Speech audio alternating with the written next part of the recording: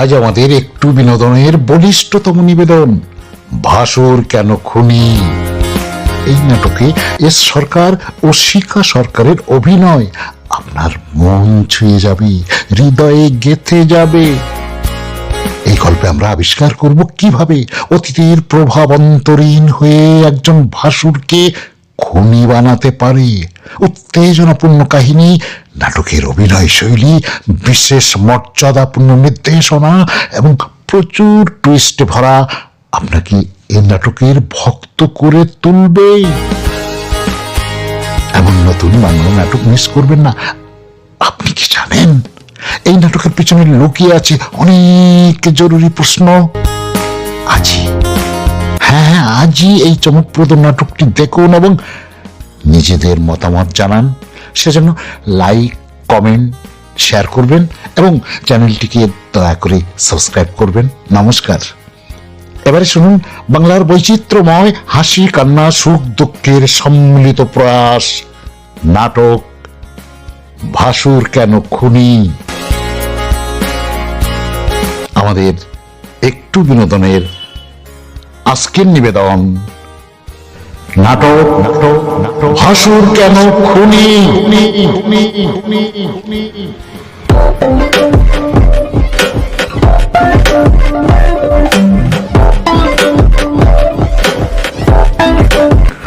কর্তাবাবু, কর্তাবাবু, গিন্নিমা, শিগগির ছুটে আসুন, সর্বনাশ হয়ে গেছে গো, মহা সর্বনাশ হয়ে গেছে। কি হয়েছে রে মদন? কার কি সর্বনাশ হয়েছে? কোথায় কি ঝামেলায় জড়িয়ে পড়ে ছোটবাবুর পেটে নাকি গুলি লেগেছে। হেই হেই মদন, এই এসব কথা তোকে কে বলেছে? এই মাত্র বড় বৌদিমণি টেলিফোন করে জানালো ছোটবাবুর শরীর থেকে নাকি অনেকটা রক্ত বেরিয়ে গেছে। এক্ষুনি রক্ত না দিলে ছোটবাবুকে নাকি বাঁচানো যাবে না। চুপ কর, তুমি চুপ করে দাঁড়িয়ে আছো কেন? একটা দিন চুপ করো। কি করবো অঞ্জলি, তুমি বলতে পারো? রুদ্র, অর্ঘ কেউ বাড়িতে নেই। এই কঠিন সময়ে আমি একা কোথায় কি করবো তো আমি কিছুই বুঝতে উঠতে পারছি না। আচ্ছা, আমরা রক্ত দিতে পারি না? রক্ত দেহ বললেই তো আর দেওয়া যায় না অঞ্জলি, আগে জানতে হবে কোন গ্রুপের রক্ত লাগবে। এই মদন, বৌমা কি তোকে কিছু বলেছে? বলেছে কর্তাবাবু বলেছে ছোটবাবুর নাকি বি নেগেটিভ রক্ত লাগবে। বি নেগেটিভ রক্ত? হ্যাঁ, বি নেগেটিভ রক্ত। এই বি নেগেটিভ রক্ত এ তো আমার রক্ত, আমার রক্ত অনেক দামি রক্ত। কি বললে তুমি? তোমার শরীরে বি নেগেটিভ রক্ত আছে? আমার বাবা বলে দাঁত থলিলে এমন দামি রক্ত আছে, সে অনেক দামি লোক। দামি রক্তটা একটু দান করবে বাবা, তাহলে আমার সৌম্যের মহামূল্যবান প্রাণটা বেঁচে যাবে। না, আমি রক্ত দান করবো না। আমি কি করে রক্ত দান করবো না? রক্ত দিলে তো আমি নিজেই মরে যাবো। রক্ত দান করলে কেউ মারা যায় না বাবা, আবার তোমার শরীরে নতুন রক্ত জন্মাবে, আর তোমার একটুখানি রক্তের বিনিময়ে যে আর একটা জীবন আবার নতুন করে প্রাণ ফিরে পাবে। দাও না বাবা, দাও, আমার সৌম্যকে বাঁচাতে তুমি এক বোতল রক্ত দাও না। আরে দিন বোকা কোথাকার রক্ত আবার কেউ দেয় নাকি? রক্ত কেউ দেয়? সারা বোকা কোথাকার, যারা রক্ত দেয় তারা বোকা। আমি দেবো না, আমি কিছুতে রক্ত দেবো না, রক্ত দেবো না, কখনো দেবো না, কখনো না। দাঁড়াও শালা বাবু, তুমি কি মানুষ? তুমি কি মানুষ? মনুষ্যত্ব বলে কিছু কি তোমার মধ্যে নেই? এতদিন ধরে যে সংসারে নুন খেয়ে এসেছো, সেই সংসারের এমন বিপদের দিনে নুনের সামান্যটুকু দাম না দিয়ে চলে যাবে ভেবেছো? আমি তোমাকে যেতে দেবো না। যত টাকা চাও তাই দেবো বাবা। বলো বলো, কত টাকা চাও তুমি? 20,000, 50,000, লাখ টাকা দিল আমি রক্ত দেব না। শালা নেমো খারাম, বলো বলো রক্ত দেবে কিনা? না না, আমি রক্ত দেবো না, আমি রক্ত দেবো না।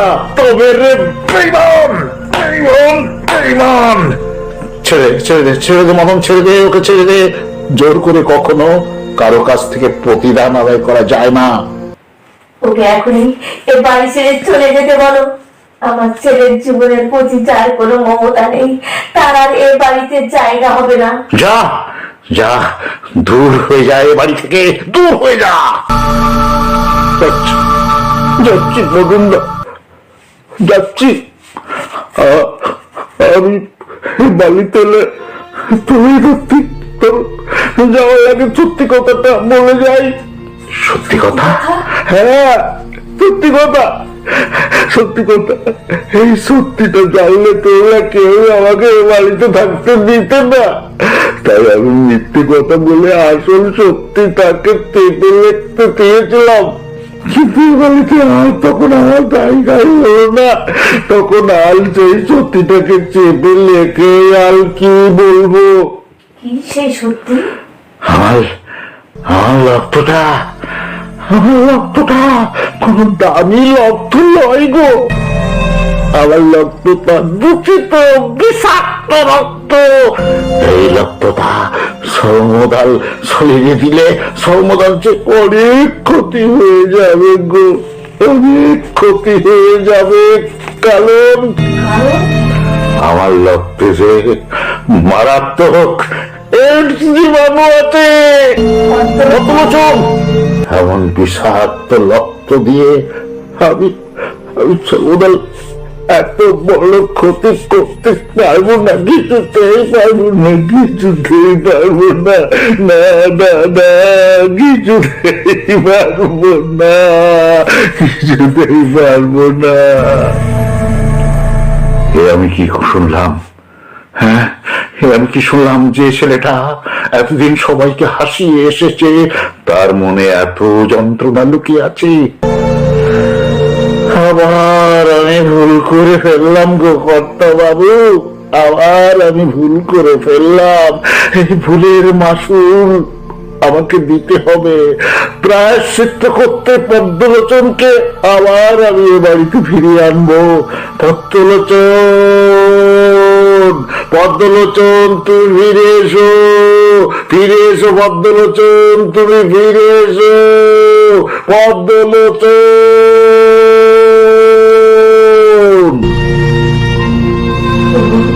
এবার আমার সৌম্যের কি হবে? একটুখানি রক্তের অভাবে আমার সৌম্যকে তাহলে মারা যাবে।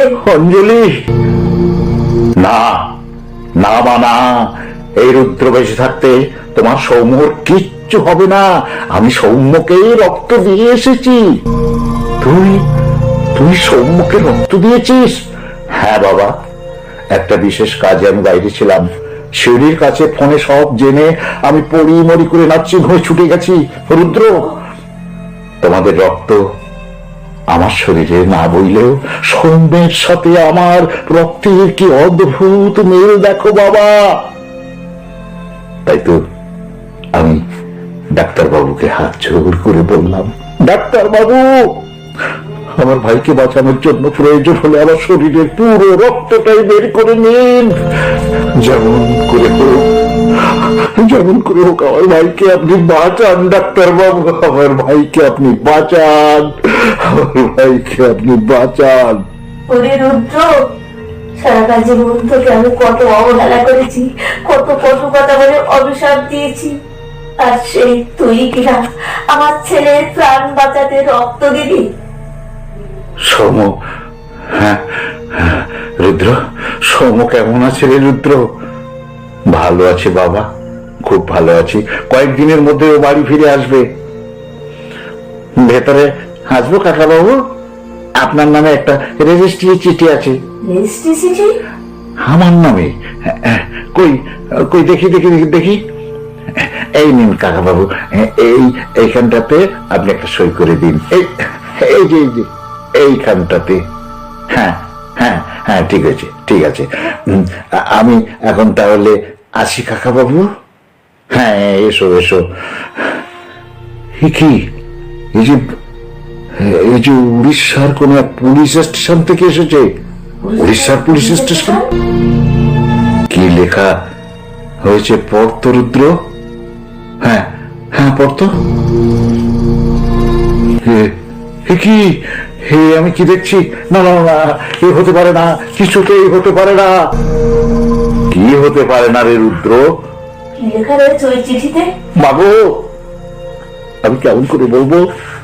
আমি কেমন করে তোমাকে বলবো মা? কষ্টে যে আমার মুখটা ফেটে যাচ্ছে। কথাটা শুনলে তোমরা আরো কতই না কষ্ট পাবে। তবু আমাদেরকে তো সত্যের মুখোমুখি দাঁড়াতেই হবে গো মা। কি সেই সত্য? বাবা, আমাদের অর্ঘ পুরীর কোন এক হোটেলে নিয়ে গিয়ে পূর্বাকে খুন করেছে। না! হে হে তুই কি কথা শোনালি রে রুদ্র? আমাদের অর্ঘ? ওগুলা আমি বিশ্বাস করতে পারছি না, আমি কিছুতেই বিশ্বাস করতে পারছি না, কিছুতেই না। হে, সবই আমার জন্য হয়েছে মা, সবই আমার জন্য হয়েছে। এর জন্য আমি দায়ী মা, আমি আমি আমি আমি আমি আমি সেদিন পূর্বা আমার নামে মিথ্যা অপবাদ দিয়েছিল বলে উল্টে আমিও ওর নামে মিথ্যা অপবাদ দিয়েছিলাম, আর সেটাকেই সত্যি মনে করে হয়তো অর্ঘ আর পূর্বাকে সহজভাবে মেনে নিতে পারছিল না, আর সেই জন্যই অর্ঘ হয়তো পূর্বাকে। রুদ্র, ওরে অর্ঘ, তোর মনে এই ছিল রে ভাই, তোর মনে এই ছিল? পূর্বার প্রতি যদি তোর এতই ঘৃণা ছিল তাহলে তুই আমায় বললি না কেন? যেভাবেই হোক তোদের ভুল বোঝাবুঝি ভেঙে দিয়ে আবার আমি তোদেরকে এক করে দিতাম। আমি তোদেরকে এক করে দিতাম। এবার তাহলে কি হবে রে রুদ্র? আমার অর্ঘের কি ফাঁসি হয়ে যাবে? না না মা, না না, তোমার অর্ঘর কিচ্ছু হবে না। তুমি দেখে নিও মা, তুমি দেখে নিও। আজই আমি সেখানে যাব, অর্ঘর হয়ে আমি সবচেয়ে বড় উকিল দাঁড় করাবো। তাতেও যদি অর্ঘর সাজা আটকাতে না পারি তাহলে আমি বিচারকের পা দুটি জড়িয়ে করে বলবো, মাননীয় ধর্মবতার, ভাইয়ের অপরাধের সাজা আমাকে দিয়ে ভাইটাকে আমার মায়ের কোলে ফিরিয়ে দিন ধর্মাবতার, মায়ের কোলে ফিরিয়ে দিন, মায়ের কোলে ফিরিয়ে দিন।